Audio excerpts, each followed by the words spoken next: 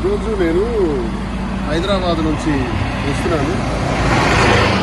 నరసన్నపేట కానీ లేదా నిమ్మాడ కానీ, ఇది నిమ్మాడ హైవే ఎగ్జాక్ట్గా.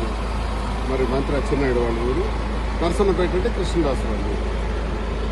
మరి కృష్ణదాసు నాకు కింజరాపు అప్పన్న ద్వారా కబురు పెట్టాడు, ఈరోజు హైదరాబాద్ నుంచి వస్తున్నాడు కదా, దమ్ముంటే రమ్మను, చంపేస్తాం, అటాక్ చేస్తాం, నరికేస్తామని చెప్పారు. సరే మీరేం చేస్తారో.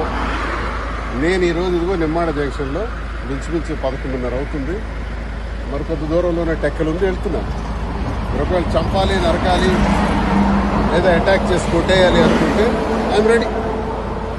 నేనేం తప్పు చేశాను? ప్రజల అభిప్రాయాన్ని మీకు ప్రశ్నించాను. వీళ్ళు ఉచ్చ రాజకీయాల్ని బయట పెట్టారు. మీరు దౌర్భాగ్యమైనటువంటి మీ అవినీతిని అంతటినీ బయట పెట్టారు. మీరు చేస్తున్నటువంటి కేడీ రాజకీయాల్ని బయట పెట్టారు. అంత మాత్రం చంపేస్తారా? ఓకే, చంపేస్తే దువ్వాడ శ్రీనివాస్ అదిరిపోతాడని, బెదిరిపోతాడని నాకు అప్పన్నతో ఫోన్ చేయించారు. దయచేసి రావద్దు, అలా వెళ్ళిపోమని, హైదరాబాద్ మళ్ళీ వెనక్కి వెళ్ళిపోమని, రావద్దని. అందుకే ఆపాను, ఇక్కడ కారు ఆపాను, ఇక్కడ నిలబడ్డాను. ఎంతసేపు అయినా ఉందామని అనుకుంటున్నాను. 1 or 2 hours వెయిట్ చేస్తారు ఇక్కడే.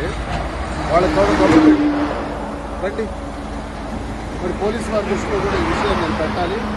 రేపు ఎస్పీ గారిని కూడా కలుస్తాను, అందరి దృష్టిలో పెడతాను, పత్రికాముఖం కూడా విషయం తెలియజేస్తాను. జరుగుతున్నటువంటి అన్యాయం మీద మాట్లాడితే అటాక్ చేసేస్తారంట. చూద్దాం, అది కూడా. నేను ఇంకా గట్టిగా మాట్లాడతాను, ఇంకా గొంతుకి మాట్లాడతాను, ప్రజా సమస్యల పైన పోరాడతాను. మీకు వైసీపీలో నన్ను సస్పెండ్ చేశారు, మీకు కావాలంటే బహిష్కరించండి, ఎక్స్పెల్ చేసేయండి. ఎక్స్పెల్ చేయటం అంటే పార్టీ నుంచి బయటకు పంపించేయటం. అదే చేసిన తర్వాత స్వతంత్రుడిగా నా కార్యక్రమం నేను చేస్తాను. ఇంకా గట్టిగా శ్రీకాకుళం జిల్లాలో పనిచేస్తాను. ఏం చేస్తారో చూస్తాను. ఒకవేళ చంపేయాలనుకుంటే నేను చావుకైనా సిద్ధండి. భయపడే రకం కాదు, అదిరే బెదిరే రకం కాదు ఈ దువ్వాడ శ్రీనివాసన్ తెలియజేస్తున్నాను. ఇంకా 2 hours ఇక్కడే ఉంటాను.